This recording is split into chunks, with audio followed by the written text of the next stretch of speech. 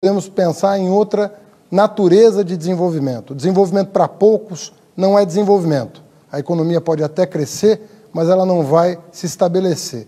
O verdadeiro crescimento que nos interessa é aquele que é compartilhado com todos os brasileiros, sobretudo com os mais vulneráveis. É esse projeto de Brasil que nós queremos defender nesse segundo turno e o faremos com muita responsabilidade e com muito respeito a você, eleitor, eleitora. Candidato, o seu programa de governo prevê a convocação de uma Assembleia Constituinte para mudar a Constituição brasileira, a chamada Constituição Cidadã, que é o que garante a nossa democracia e que acabou de completar apenas 30 anos. Juristas dizem que a nossa Constituição ela não permite a convocação de uma Constituinte, não há previsão para isso. Só há previsão de reforma por uma emenda constitucional e que precisa da aprovação de 3/5 dos deputados e dos senadores. E essas emendas, elas não podem mudar cláusulas pétreas. Essas não podem ser alteradas de jeito nenhum.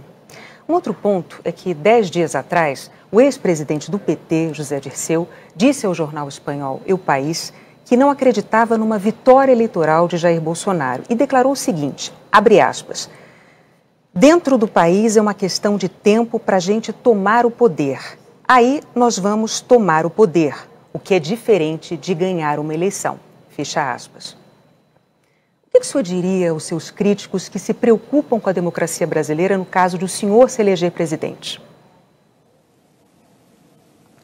Bom, em primeiro lugar, sobre a primeira pergunta, nós revimos o nosso posicionamento. Nós vamos fazer as reformas devidas por emenda constitucional. Quais delas? Em primeiro lugar, a reforma tributária. No Brasil, quem sustenta o Estado é o pobre, infelizmente. Quem paga mais imposto proporcionalmente à sua renda é o pobre. E os muito ricos não pagam absolutamente nada, pagam uma proporção muito pequena da sua renda. Essa reforma tributária será feita por emenda constitucional, que prevê, inclusive, a isenção de imposto de renda para quem ganha até 5 salários mínimos, uma proposta defendida por nós desde janeiro de 2018 e que contempla o nosso plano de governo. A segunda reforma importante é a reforma bancária. Não é possível continuar convivendo com essa concentração de bancos, com as taxas de juros que eles cobram do empresário que quer produzir e do consumidor que quer comprar no crediário. Se nós fizermos com que o juro baixe, o lucro do empresário sendo maior que o juro, as pessoas vão voltar a investir e vão voltar a contratar. E se nós diminuirmos os impostos da classe média e dos mais pobres, eles voltarão ao mercado de consumo e exigirão dos empresários que contratem força de trabalho para produzir mais. Essas duas medidas são essenciais para a retomada do crescimento e vão ter que ser feitas por emenda constitucional. A terceira emenda constitucional importante é o fim do congelamento de gastos que afetou drasticamente o investimento.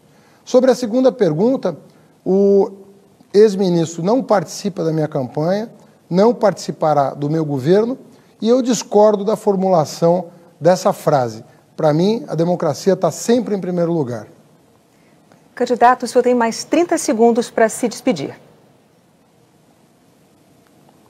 Eu queria agradecer, Renata Bonner, a oportunidade de reiniciar esse segundo turno na presença de vocês, podendo conversar com o eleitor, com a eleitora, e pedindo a todos que acompanhem essas 3 semanas.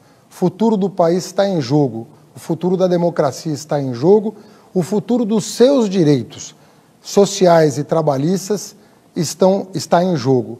E nós queremos, respeitosamente, pedir a sua compreensão, o seu apoio, a sua atenção, para que você vote conscientemente. Muito obrigado. Obrigado ao candidato Haddad. Agora, então, é a vez do candidato Jair Bolsonaro pelo nosso sorteio.